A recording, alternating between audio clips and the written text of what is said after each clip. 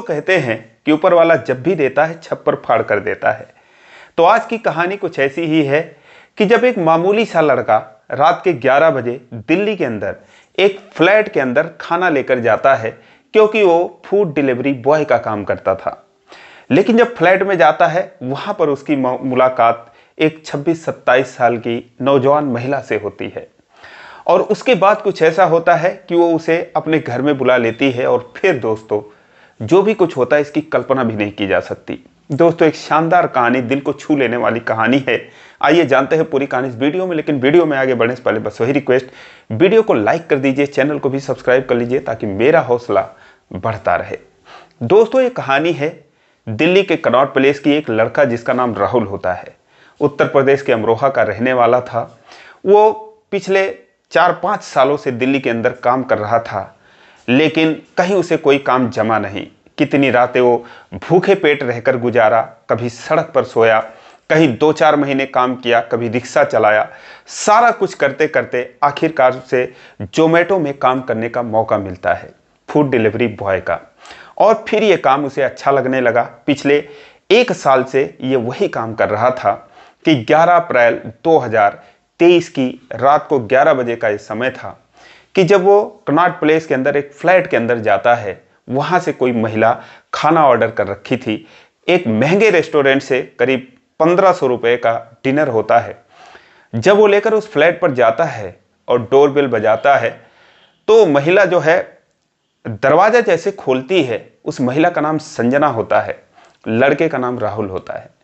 जैसे वो दरवाजा खोलती है, झल्लाते हुए उसे कहती है क्या काम है।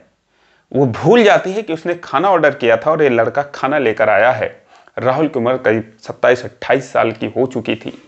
वो कहता है कि मैडम आप इतनी झल्ला क्यों रही हैं, आपने खाना ऑर्डर किया था और वही खाना मैं लेकर आया हुआ हूँ। वो कहती है नहीं चाहिए। कहता है कि क्यों नहीं चाहिए, आपको ये खाना लेना पड़ेगा मैडम, मैं टाइम से आया हूँ, आप देख लीजिए जो हमारा टाइम लिमिट है उसके मैं काफ़ी पहले आ गया हूँ। वो कहती है नहीं चाहिए और चले जाओ वरना मैं खाना भी उठाकर फेंक दूंगी। वो कहता है मैडम क्या बात कर रही हो, और अगर आप नाराज हो तो मुझे 2-4 थप्पड़ लगा दो, लेकिन खाने का अपमान मत करो, इस तरीके से अन्न का अपमान मत करो। जब मेहनत से कमाना पड़ेगा तब फिर आपको पता चलेगा। अब दोस्तों एक बात वो भी बोल देता है ऐसी कि वो जल भुन जाती है। कहते हैं मैं वाकई में 2-4 थप्पड़ तुम्हें लगा दूंगी जिस तरीके से तुम बात कर रहे हो, और नहीं चाहिए खाना, नहीं चाहिए, तुम लेके जाओ खुद खा लेना। कहता है ठीक है आप ऑर्डर कैंसिल कर दो, मैं चला जाता हूँ। कहती है नहीं कैंसिल करूँगी। अब उसे नहीं पता था कि संजना किस बात को लेकर परेशान है। वो उसे बस बहस किए जा रहा था। फिलहाल वो सोचती है क्या मुसीबत है। कहती है ठीक है तुम खाना लेकर अंदर आ जाओ। अब दोस्तों वो लेकर जैसे ही अंदर जाता है, कहती है 2-4 प्लेट लाकर टेबल पर रख देती है। कहती है खाना निकालो। वो कहता है मैडम मेरा ये काम नहीं है, मैं क्यों खाना निकालूं, आप खुद खाना निकालो, खुद खाओ।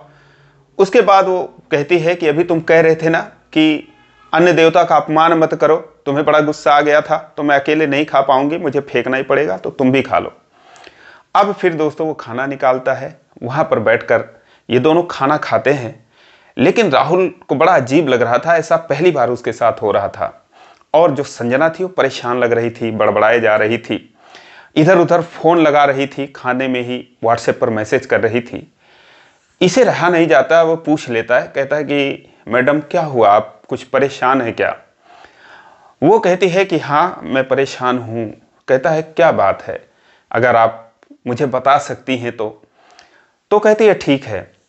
अब दोस्तों उसके बाद खाते खाते वो अपनी उसे कहानी बताती है, जिसके अनुसार जो संजना थी दोस्तों एक सॉफ्टवेयर इंजीनियर थी, एक खूबसूरत लड़की। उसके बाद अब शादीशुदा थी, महिला थी। उसकी शादी एक जो है विजय नाम के लड़के से हुई थी। विजय से उसकी शादी तब तय हुई थी जब वो कॉलेज के दिनों में पढ़ाई कर रही थी, और उसके जो संजना के माता पिता थे वो भी सरकारी नौकरी करते थे, टीचर थे, और उनकी वो इकलौती संतान थी। वो भी दिल्ली में रहते थे, साउथ दिल्ली में रहते थे। तो जब ये सारी बात उससे बताती है तो कहती है कि जब मैं इंजीनियर बन गई और जो विजय था वो भी अपने आप को शेयर मार्केट का एक्सपर्ट बताता था, ब्रोकर बताता था। कहता था कि अगर मेरे पास पैसे हों तो मैं रोज़ के लाखों कमा सकता हूँ। तो जब इंजीनियर बन गई, साफ सुथरी ज़िंदगी जीना चाहती थी, बहुत ज़्यादा आसमान में उड़ने की इसकी आदत नहीं थी। ये नहीं चाहती थी कि विजय से इसकी शादी हो, लेकिन उसके माता पिता उसकी शादी तय कर दिए थे, बातचीत कर लिए थे। तो माँ बाप का सम्मान रखने के लिए वो जो है विजय से शादी कर लेती है। शादी करने के बाद पति पत्नी आराम से रहने लगते हैं। लेकिन कुछ दिनों के बाद जो है वो पता चलता है कि विजय के ऊपर कितने सारे कर्जे हैं, करीब 30 से 40 लाख रुपए। अब उसके पिता ने, यानी कि संजना के पिता ने उसे 20 लाख रुपए दहेज दिए थे कार लेने के लिए। और वो पैसे इसलिए लिया था विजय कि वो कह रहा था कि मैं और महंगी कार लूंगा, तो आपका जो बजट है आप मुझे दे दीजिए, मैं मिलाकर दूसरी कार लूंगा। तो इसीलिए जब वो पूछती है कार के बारे में संजना, शादी के जब 2-4 महीने बीत गए, तो वो कहता है कि अभी शॉर्टेज चल रही है और जो डिलीवरी है वो 1-2 महीने बाद मिलेगी। वो फिलहाल उसे रहा नहीं जाता है, कंपनी में वो कॉल करती है तो कहते हैं कि नहीं, ऐसी कोई बुकिंग नहीं है और कौन कहता है शॉर्टेज चल रही है, अगर आपको आज चाहिए तो आज आप ले सकती हैं। अब इस बात को लेकर वो उससे बहस करने लगी। शादी को अभी 4 ही 5 महीने हुए थे। तो दोस्तों वो फिर उसके सामने पहले तो उससे झगड़ा करता है, मारपीट की नौबत आ जाती है और फिर वो कहता है कि दरअसल जो वो पैसे लगाए थे मार्केट में वो डूब चुके हैं और उसमें वो पैसे भी डूब चुके हैं और मेरा जो है बहुत कर्जा है, मैं बहुत परेशान हूँ। पहले तो वो डांटने फटकारने लगता है, मारपीट पर उतारू हो जाता है, उसके बाद रोने गिड़गिड़ाने लगता है। कहता है कि अगर ये पैसे मैंने नहीं दिए तो फिर मेरे ऊपर जान का भी खतरा है। अब जो संजना थी वो परेशान हो जाती है, वो सोचती क्या करूं। फिलहाल जो संजना की प्लानिंग थी दोस्तों वो ये थी कि उसे सिर्फ 20 साल नौकरी करनी थी और जो भी वो पाती थी, सॉफ्टवेयर इंजीनियर थी, तो करीब 2 लाख के आसपास उसकी सैलरी थी। तो वो जो है उसमें से 1 लाख रुपए इन्वेस्टमेंट करती थी, 1 लाख से ऊपर ही इन्वेस्टमेंट करती थी, 1-1.5 लाख रुपए सारे के सारे कर देती थी, क्योंकि उसके माता पिता जो थे वो टीचर थे, तो इकलौती संतान थी, खर्चा उसका आराम से चल जाता था। वो सोचती थी कि 20 साल में जब मेरे पास करीब 4-6 करोड़ रुपए हो जाएंगे तो फिर उसके बाद जो मेरे बच्चे होंगे उन पर, उनके फ्यूचर पे मैं खर्च करूंगी। और बहुत सारी प्रॉपर्टी थी, उसके माँ बाप ने भी ले रखा था। उसके बाद मैं आराम से देश दुनिया अपने बच्चों के साथ घूमूंगी, पति के साथ घूमूंगी, जिंदगी में रखा ही क्या है। तो इसीलिए वो सारा पैसा इन्वेस्टमेंट करती थी, तो उसके पास पैसे बहुत थे। अब जब विजय जो है इस तरीके से फंसा हुआ था तो फिर वो उससे उबारने के लिए उसे, जो उसने कर्ज ले रखा था वो सारा कर्जा वो निपटाती है। उसके बाद उसने भी इंजीनियरिंग की पढ़ाई कर रखी थी विजय ने। कहती है कि अब देखो ये सब ज़्यादा सपने मत देखो, हमें जो है करोड़ों अरबों रुपए नहीं चाहिए, हमें बस सुकून से ज़िंदगी जीना है, तो इसीलिए तुम भी कहीं नौकरी कर लो। वो कहता है ठीक है मैं कर लूँगा, लेकिन मेरा कर्जा निपटा दो। कर्जा फिलहाल निपट गया। उसके बाद दोस्तों फिर पता चलता है कि फिर वो उसी लाइन में 10-15 लाख रुपए घुसा देता है, यानी कि कहीं डुबा देता है। अब फिर उसके बाद जब इसको ये बात पता चलती है संजना को, फिर वही मारपीट की नौबत आ जाती है। कहता है कि नहीं, मुझे मेरे सपने बड़े हैं, ये करूँगा वो करूँगा, तमाम चीज़ें। और उसके बाद फिर जब देनदारों का तांता लग जाता है, उसे परेशान करने लगते हैं जहाँ जहाँ कर्ज ले रखा था, तो फिर ये संजना के आगे हाथ पैर जोड़ता है। एक बार फिर संजना उसको जो है वो पैसे दे देती है। अब कर्जे से जब कर्जा मुक्त हो जाता है, लेकिन अब दोनों के बीच में काफ़ी मनमुटाव हो गया था। संजना कहती है कि मैं एक भी पैसा आपको अब नहीं दूंगी, आप जैसे मर्जी करके जो है अपना कमाओ और अपना खर्चा, अगर मेरा खर्चा नहीं दे सकते तो अपना खर्चा निकालो, खुद कमाओ और खुद खाओ। इस तरीके से अब दोस्तों इन लोगों का चल रहा था सारा कुछ। लेकिन अब जो संजना थी उसने बहुत सारी बीमा पॉलिसी ले रखी थी। सारी बीमा पॉलिसी करीब 15 से 20 साल 25 साल की थी और उसी में वो सारा पैसा डालती थी। बीमा पॉलिसी का मतलब कि जब पूरा होता तो उसे मिलते 4-6 करोड़ रुपए। उसके बाद वही पैसे अपना वो फ्यूचर में वही इस्तेमाल करती। लेकिन बाई चांस अगर वो नहीं रहती तो सारा पैसा उसके नॉमिनी को मिल जाता, यानी कि अब सारा जो नॉमिनी था वो विजय को कर देती है शादी के कुछ ही दिन बाद। लेकिन अब जब विजय इस बात विजय को ये बात पता चलती कि इसका इतना सारा बीमा पॉलिसी है, तो दोस्तों अब वो उसे रास्ते से हटाने का प्लान बनाता है कि इसको मैं रास्ते से हटा दूंगा तो पॉलिसी मुझे मिल जाएगी। और इसी के तहत दोस्तों वो उसे सुपारी किलर हायर करता है उसके लिए और उसे मारने का प्लान बना लेता है। एक दिन ये दोनों जैसे ही कार से कहीं उतरते हैं और तैसे ही दोस्तों उस पर गोली चला दी जाती है संजना पर। लेकिन ये संजना का सौभाग्य था, उसकी किस्मत थी कि वो बच जाती है और जैसे ही वो बचती है तो वो दोनों लोग वहाँ से भाग जाते हैं। भागने के बाद अब उसे समझ में नहीं आया ये गोली किस पर चली। वहाँ पर जो बात को जो विजय था वो घुमा देता है। वो कहता है कि ये मुझे मारने के लिए आए होंगे। संजना भी यही समझती है कि मेरा कौन दुश्मन है, दुश्मन तो इन्हीं के हैं, तो क्या पता कोई ऐसी हरकत किया हो। फिलहाल वो लोग जाते हैं, रिपोर्ट दर्ज करवाते हैं, FIR लिखवाते हैं और उसके बाद फिर जो है अब उसके जो विजय के प्रति इसकी हमदर्दी बढ़ जाती है कि अगर पति को कोई मार देगा तो मैं कैसे अकेली रहूंगी। अब जो भी और कर्जा था कुछ उसको निपटाती है और कहती है चलो कोई बिजनेस ही कर लो, मैं बिजनेस में ही तुम्हारे पैसे लगा देती हूँ अगर तुम कहीं नौकरी नहीं करना चाहते हो तो। फिलहाल विजय को ये सब पसंद नहीं था। अब ये सारी चीज़ें निकल गई, 1-2 महीने के अंदर सारा कुछ खत्म हो गया, जो घबराहट थी वो दूर हो गई। लेकिन दोस्तों जो विजय का प्लान था वो वही था कि इसको रास्ते से हटाना है।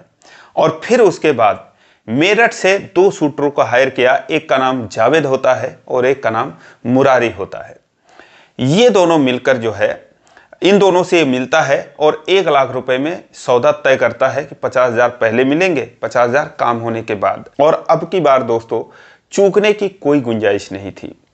अब की बार जो जावेद थे, मुरारी थे, थोड़ा ज़्यादा पेशेवर थे और ये उसे पूरी गारंटी देते हैं कि हाँ काम हो जाएगा, बस तुम हमें बता देना कहाँ पर आना है।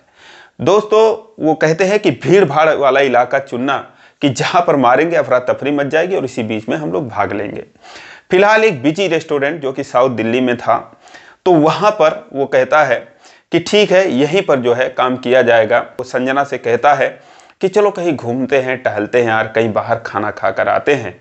संजना भी मान जाती है क्योंकि वो भी शौकीन थी खाने पीने की। कहती है चलो ठीक है घूमते हैं। अब दोनों अपने कार से निकलते हैं और उसके बाद इधर उधर घूमते हुए टाइम पास करते हुए रात के करीब 10:30-11 बजे उस रेस्टोरेंट में आते हैं जहां पर इस घटना को अंजाम देना था। आते हैं, एक टेबल पर बैठते हैं, वहां पर और भी लोग थे। अब दोस्तों जैसे उस रेस्टोरेंट में बैठते हैं तो विजय जो है वॉशरूम के बहाने जाता है और वहां पर जावेद को कॉल करता है। कहता भाई कहां पर हो? वो कहते हैं बॉस बस हम नज़र रखे हुए हैं और जैसे ही आप ऑर्डर करोगे हम आ जाएंगे। तो कहता है ठीक है आप आ जाओ। और हम जो है ऐसे फला टेबल पर बैठे हैं। और दोस्तों उसके बाद जो है विजय आकर वहां पर बैठ जाता है। सामने संजना बैठी थी और नीचे जो है बाहर जो है वो जावेद और मुरारी ये दोनों इंतजार कर रहे थे। अब कुछ देर बाद दोस्तों वहां से जावेद और मुरारी चलते हैं, अंदर आते हैं। लेकिन ये सब सोचकर जो विजय था इतना घबरा जाता है कि वो कांपने लगता है, उसे पसीना होने लगता है, थर थर थर थर कांपने लगता है। इतना वो डर जाता है, घबरा जाता है कि अभी क्या होने वाला है यहाँ। और इसीलिए उसके हाथ से जो उसका मोबाइल था वो छूटकर नीचे गिर जाता है। जब मोबाइल नीचे गिरता है तब तक जावेद और मुरारी ये दोनों आ चुके थे। उसकी नज़र उन्हीं के तरफ थी। ये दोनों मास्क से अपना चेहरा बांधे हुए थे, रुमाल से बांधे हुए थे। जैसे ही वो दोनों आते हैं और इधर जो है संजना नीचे झुककर वो मोबाइल उठाती है। अब ये लोग सोचते हैं कि जब वो टेबल से ऊपर आएगी और उसका सर ऊपर आएगा तब उस पर जो है हम गोली चलाएंगे। और इधर जो है ये जो विजय था वो उनके तरफ देखता है। इतने देर में जो काम 2 सेकंड में होना था, 1 सेकंड में होना था, उसमें दोस्तों 10-15 सेकंड की देरी हो जाती है। वो लोग रिवॉल्वर निकाल लिए थे। जब निकाल लिए थे तब एक वेटर उनको देखता है और लोग देखते हैं। पहले ही वो संदिग्ध से आते हैं रुमाल से मुंह बांधे हुए।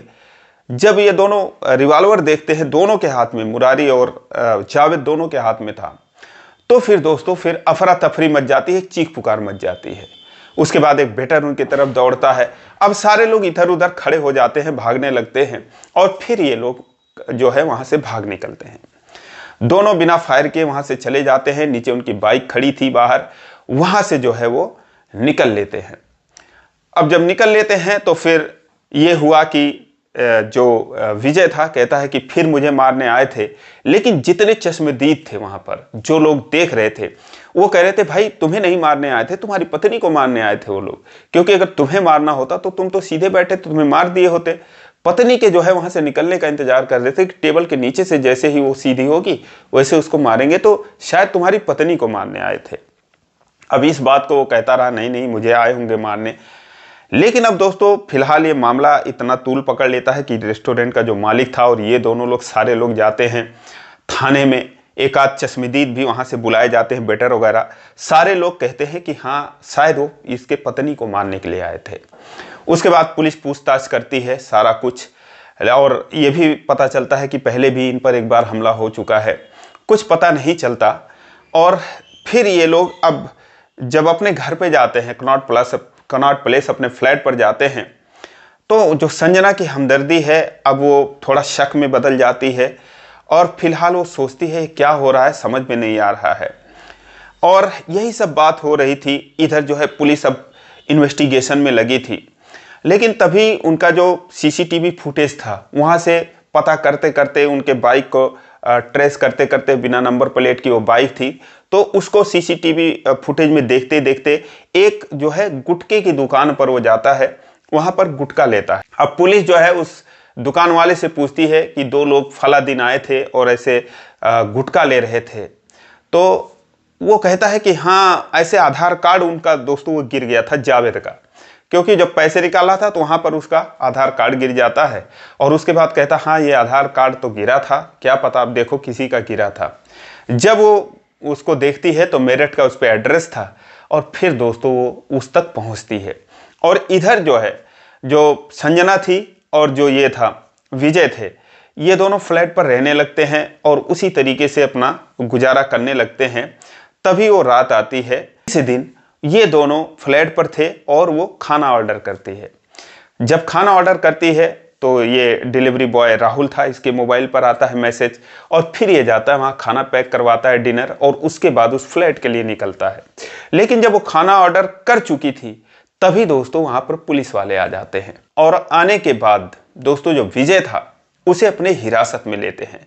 संजना चौंक जाती है और कहती है कहाँ ले जा रहे हो इनको। वो कहते हैं कि आपको सुबह तक पता चलेगा। दोस्तों उसके बाद वो लेकर उसे चले जाते हैं।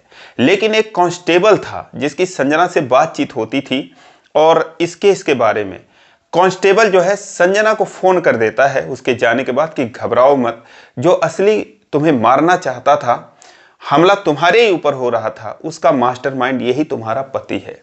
सारी बात उसे बता देता है। कहता है कि सुबह जो है तुम आ जाना पुलिस स्टेशन। अब दोस्तों संजना ये बात सुनती है तो हैरान हो जाती है। अब सोचती है, उसके तो हैरानी का कोई ठिकाना नहीं। इसी बीच जो है वो राहुल आ जाता है खाना लेकर, और जब वो डोरबेल बजाता है और वो अंदर से निकलती है तो उसके ऊपर झल्ला जाती है बुरी तरीके से, और ये भी बात को समझ नहीं पाता। ये भी जो है उससे बहस कर लेता है।